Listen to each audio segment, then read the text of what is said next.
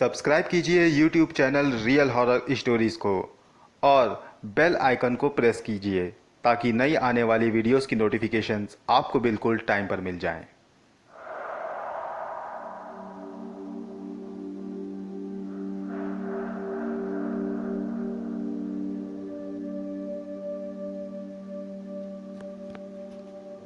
तुमसे मिलकर ये यकीन हो गया है कि तुम ये काम कर सकती हो। बाबा जी ने ये अल्फाज उमर जहां से कहे। इस पर उमर जहां ने कहा, बाबा जी मैं करूंगी आपका काम। मेरी पूरी कोशिश रहेगी कि मैं आपके शिष्य को वापस ले आऊं। लेकिन मैं जिस घर में रहती हूं वहां के लोग मेरी फिक्र करेंगे। इसलिए सबसे पहले मैं वहां जाकर कुछ इत्मीनान कर दूं कि सब ठीक है और किसी बहाने से मैं वहां से कुछ दिनों के लिए कहीं रुखसत होने की इजाज़त ले लूं। इस पर बाबा जी ने कहा, तुम परेशान मत हो बेटी, इसकी चिंता तुम मत करो, मुझ पर भरोसा रखो, सब ठीक हो जाएगा। अभी तुम बिना देर किए हुए रूहानी दुनिया में जाकर वहां से हमारे शिष्य और त्रिशूल को वापस लाने की कोशिश करो। उमर जहां ने बाबा जी की बात मान ली और जाने के लिए तैयार हो गई। जाने से पहले उसने बाबा जी से कहा, बाबा जी मैं रूहानी दुनिया में जाने से पहले आपसे कुछ पूछना चाहती हूँ। बाबा जी बोले, पूछ सकती हो बेटी। उमर जहां बोली, बाबा जी आप चाहते तो दूसरे त्रिशूल को भी अभिमंत्रित करके उससे गांव वालों की रक्षा कर सकते थे, तो फिर उसी त्रिशूल की मांग आप क्यों कर रहे हैं? इस पर बाबा जी बोले, हाँ बेटी मैं ऐसा कर सकता था, लेकिन वो त्रिशूल मेरे गुरुओं का था और उन सभी गुरुओं की साधनाओं की शक्तियाँ उसमें थी। इसलिए मैं तुमसे वही त्रिशूल मंगवा रहा हूँ। अगर मैं किसी दूसरे त्रिशूल को अभिमंत्रित करने लग जाता तो मुझे सैकड़ों वर्ष लग जाते। जो त्रिशूल मैं तुमसे मंगवा रहा हूँ वो आज का नहीं, कई सौ सालों का पुराना त्रिशूल है वो। उसे अभिमंत्रित करके मैं उस बदरूह से गांव वालों की रक्षा करूंगा। उमर जहां ने कहा, ठीक है बाबा जी मैं जाने के लिए तैयार हूँ, लेकिन मैं वहां पहुंचूंगी कैसे? बाबा जी ने कहा, मैं तुम्हें वहां तक पहुंचा दूंगा, लेकिन वहां से वापस आने में वो दिव्य त्रिशूल ही तुम्हारी मदद कर सकेगा। तुम्हें ये काम बहुत सावधानी से करना होगा बेटी, क्योंकि इस वक्त तुम्हारी जिन्नाती ताकतें तुम्हारे साथ नहीं हैं। इसलिए तुम वहां एक इंसान के तौर पर पहुंचोगी, क्योंकि तुम जिन और इंसान दोनों हो। उस दुनिया के लोग जिंदा इंसानों की खुशबू जल्द ही पहचान लेते हैं। इसलिए तुम्हें सावधान रहकर ही सारा काम करना होगा। हमें ये नहीं पता कि उस दुनिया में हमारा शिष्य और वो त्रिशूल कहाँ है। इस बात का पता भी तुम्हें ही लगाना होगा। उमर जहां ने कहा, मैं अपनी पूरी कोशिश करूंगी बाबा जी। बाबा जी ने कहा, ठीक है अब मैं तुम्हें रूहानी दुनिया में भेज रहा हूँ। तुम सीधे खड़ी हो जाओ और अपनी आंख बंद कर दो। उमर जहां बिल्कुल सीधे एकदम शांत होकर अपनी आंख बंद किए हुए बाबा के सामने खड़ी हो गई। बाबा ने अपने कमंडल से पानी निकाला और कुछ मंत्र पढ़कर उमर जहां के ऊपर वो पानी छिड़क दिया और फिर अपनी उंगली उमर जहां के माथे पर लगाई। कुछ देर के बाद उमर जहां ने खुद को किसी ऊंचाई से गिरते हुए महसूस किया। वो किसी ना खत्म होने वाली ऊंचाई से गिर रही थी। उमर जहां के हाथ पांव सब सुन्न पड़ गए थे। अब धीरे धीरे उमर जहां के होश गुम होने लगे और कुछ देर के बाद वो पूरी तरह से बेहोश हो गई।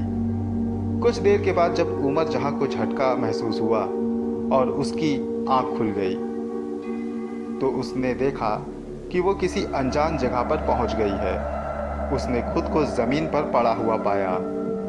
वो उठी और उसने चारों ओर देखा। वहां एक अजीब सा सन्नाटा छाया हुआ था। वहां जगह जगह छोटे बड़े पहाड़ और कुछ गड्ढे भी थे। वहां कच्ची पक्की सड़क और टूटी फूटी इमारतों में अजीब सा खौफ था। वहां शाम की सी धुंध छाई हुई थी। चारों ओर दूर दूर तक कोई भी दिखाई नहीं पड़ रहा था। उमर जहां को समझ नहीं आ रहा था कि वो किस ओर जाए। वो कुछ देर वहीं खड़ी हुई कुछ सोचती रही। फिर वो एकदम फिर वो एक एक कदम सावधानी से बढ़ाते हुए आगे बढ़ने लगी।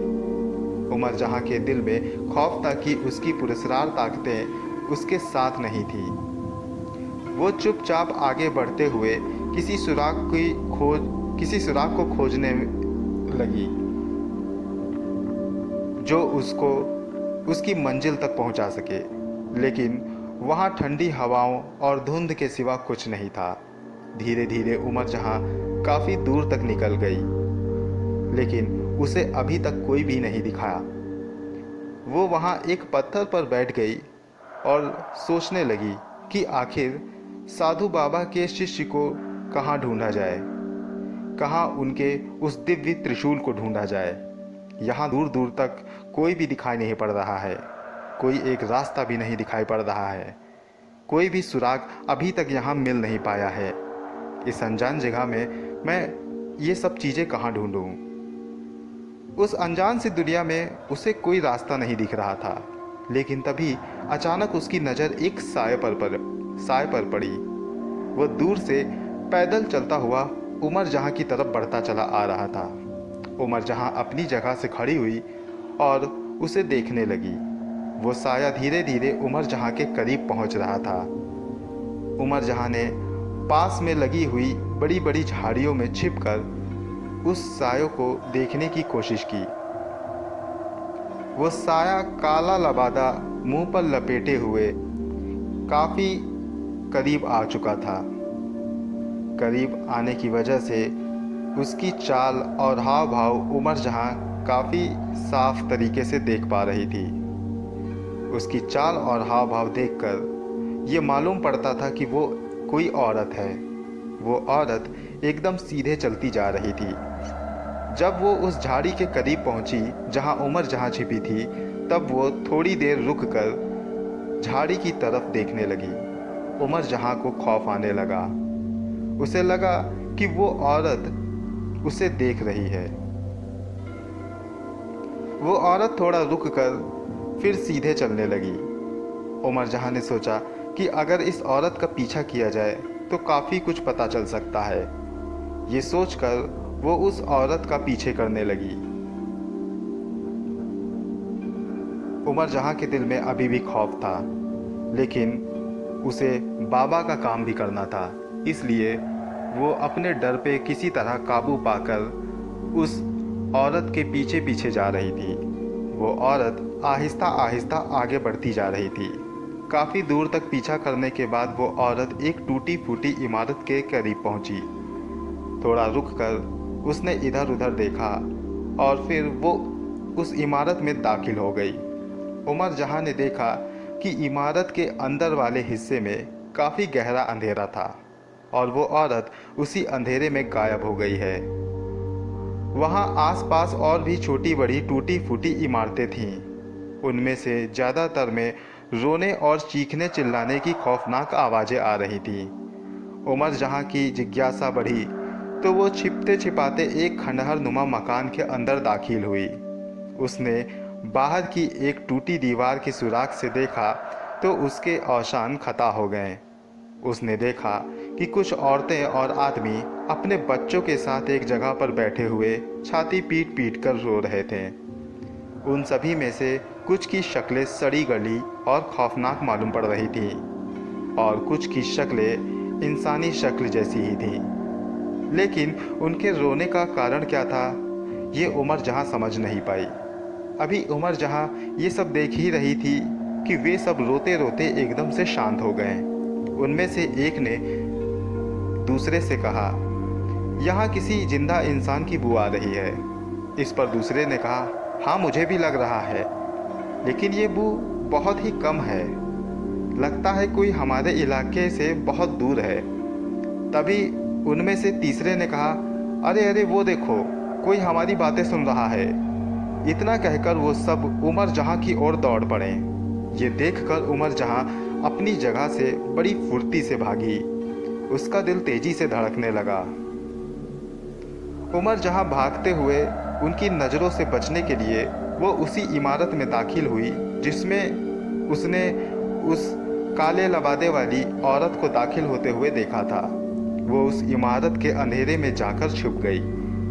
उसके पीछे भागते हुए वे सभी लोग उसको इधर उधर ढूंढने लगे, लेकिन उसे कहीं ना पाकर वो बोले, लगता है वो भाग गई, लेकिन कहीं ना कहीं तो मिल ही जाएगी।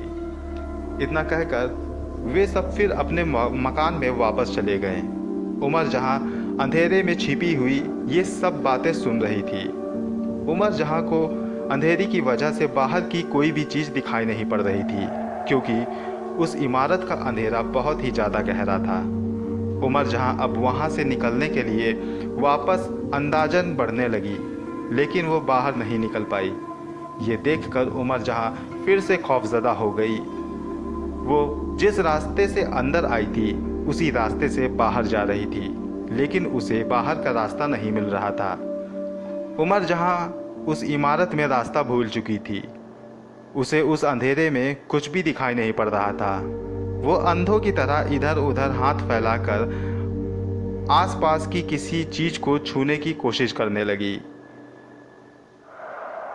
थोड़ा सा चलने पर उसका हाथ किसी सख्त चीज़ पर पड़ा।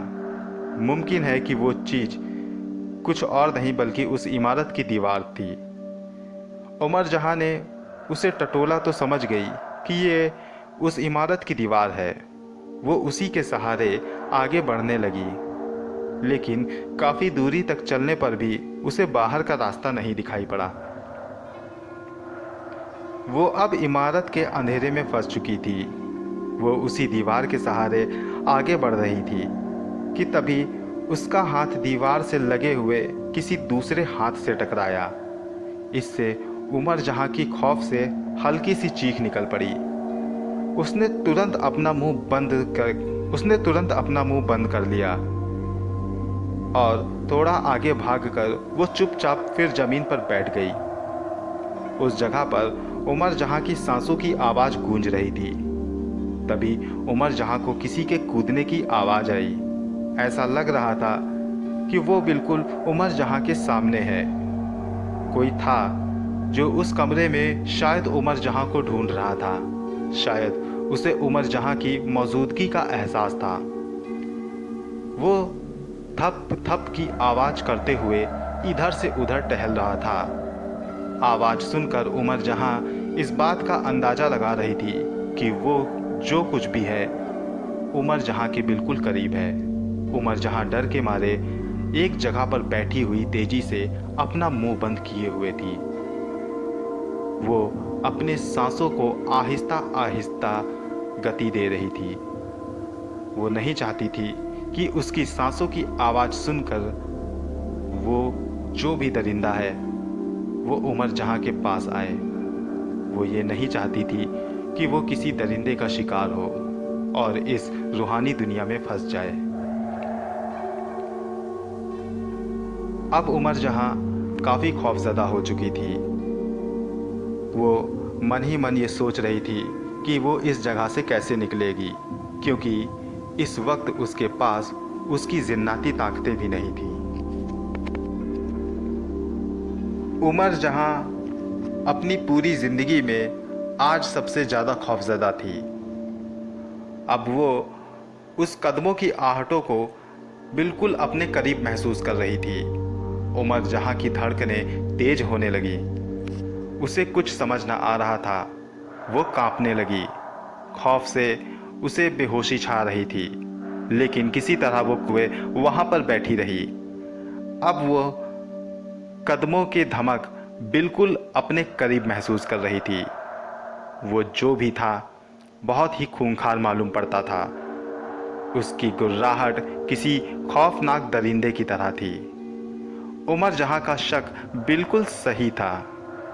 वो दरिंदा बिल्कुल उमर जहां के करीब आ चुका था, क्योंकि उस दरिंदे की खौफनाक सांसें उमर जहां के चेहरे से टकरा रही थी। दोस्तों, ये कहानी जारी है। इस कहानी का अगला भाग मैं जल्द आपके पास लेकर आऊँगा। कहानी आपको कैसी लग रही है कमेंट बॉक्स में लिखकर ज़रूर बताएं। मिलता हूँ अगली बार इसी कहानी के अगले हिस्से के साथ। दोस्तों, मेरा एक दूसरा YouTube चैनल इंडियन स्टोरीज भी है, जिसमें जाकर आप उसे भी सब्सक्राइब कर लें। उस YouTube चैनल पर मैं इंडियन हिस्ट्री और आपके मनोरंजन की कई सारी स्टोरियां डालता हूं। मुझे ज़रूरत है सिर्फ आपके सपोर्ट की। तो मिलता हूं अगली बार, तब तक के लिए गुड बाय।